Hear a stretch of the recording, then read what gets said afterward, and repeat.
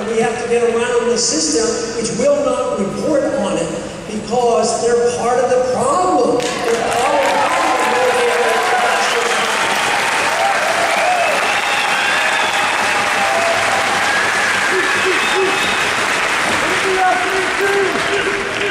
But another accusation that is made quite frequently at me and you is that we're not patriotic. Well, we do know the military supports us because they said that's un-American, we're not patriotic. But all our views are supposed to be unpatriotic. They hide behind this patriotism.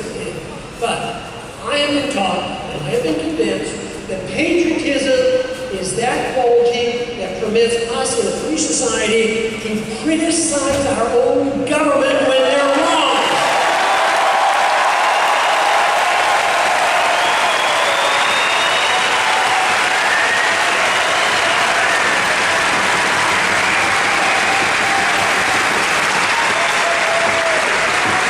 This is why I have a soft spot in my heart for whistleblowers.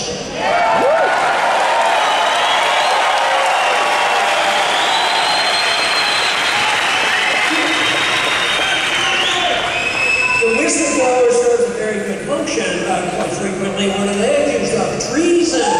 Why are they doing this? Why are they releasing this information? So, Bradley Manning. Now,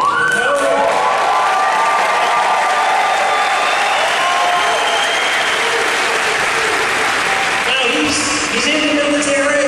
There are probably some, debate on exactly how and what to do, but let me tell you, Bradley Manley didn't kill anybody. Bradley Manley hasn't caused the death of anybody. And what he has exposed, he is equivalent to Daniel Ellsberg, who told us the truth about Vietnam.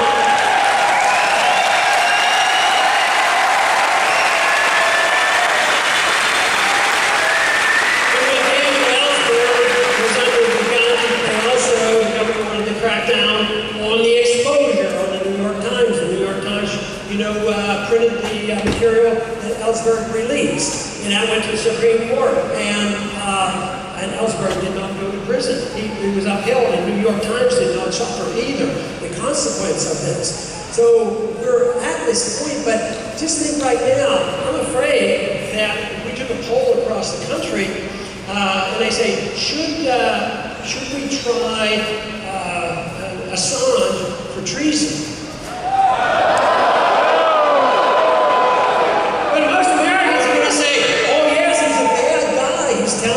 Secrets. But guess what? He's an Australian citizen.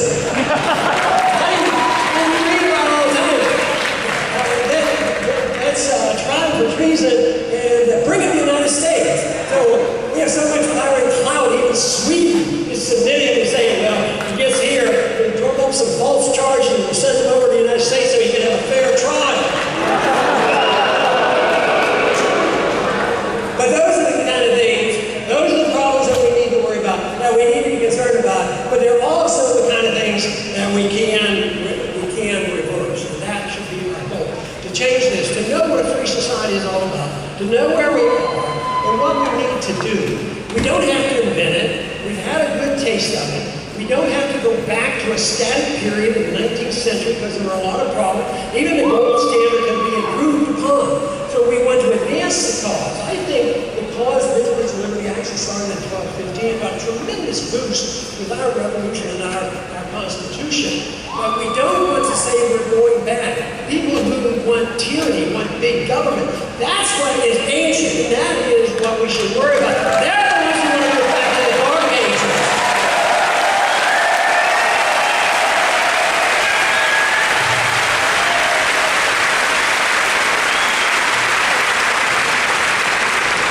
So, how do we look at today, 2012? We look at it like 1913, and we're starting all over again and bringing in a new system. Is it 1917 with the Sovietization and the communistization of the world? Is it the 1930s when we had so much fascism and Keynesianism and all the mess we had? And then in the 50s and the advancement, and now are we going to have to live with the neocons? Or are we going to say we're living in a new era?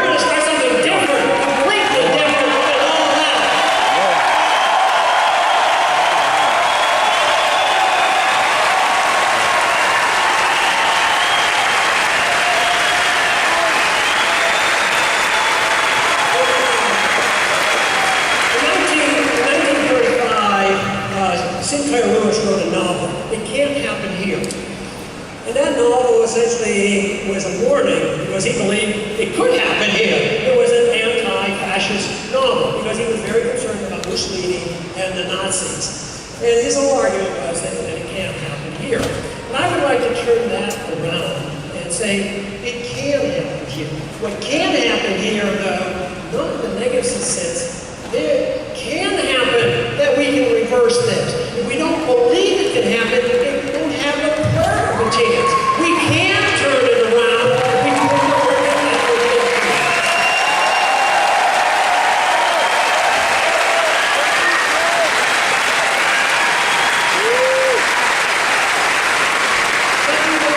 that we're still negative, and they say, yeah, but how many times have you seen a revolution that really has turned out?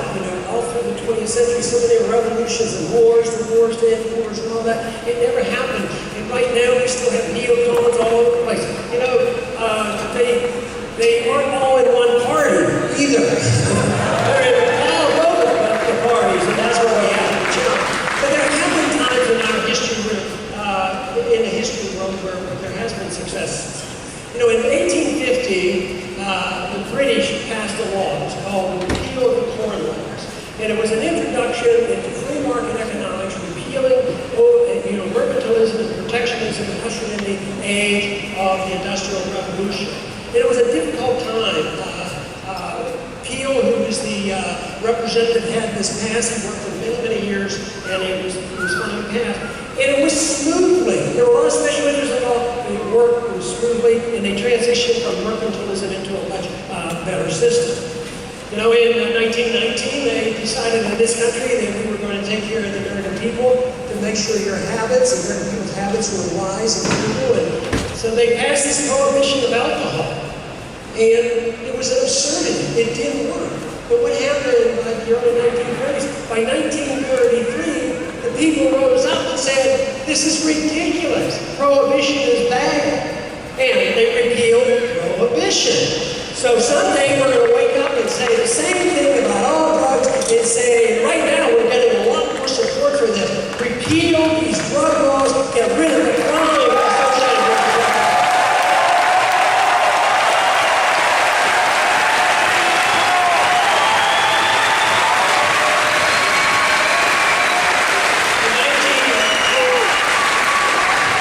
In 1933, as Roosevelt took over, he ran believing his program in 1932 was balanced budget. He had the most conservative platform because Hoover wasn't doing such a good job.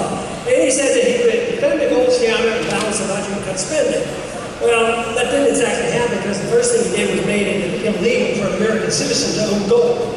I mean, that really told you something about what was happening. But it was illegal to own gold all the way up until 1975. So in 1975, why is gold illegal? And a law was passed, and once again, we moved back in a direction, and the American people could own gold. It's a very important issue. In a free society, don't give up your right to own precious metal, and don't give up your right to own a weapon to defend yourself.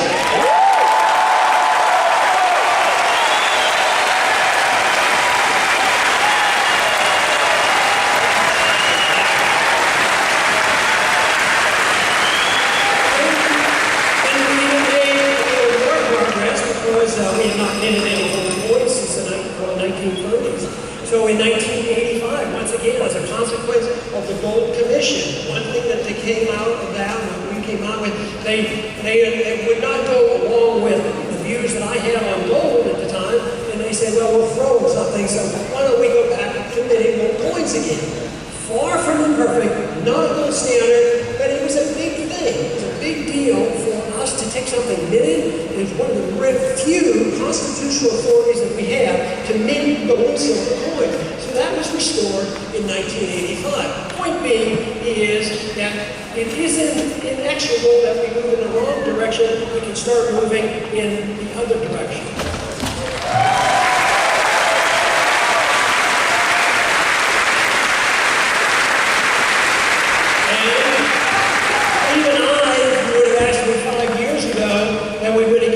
Attention of the nation and we would get the attention of establishment Republicans, even where they felt compelled to talk about it in the platform, that I never dreamed that we would get attention from probably 75% of the American people say the Fed ought to be audited.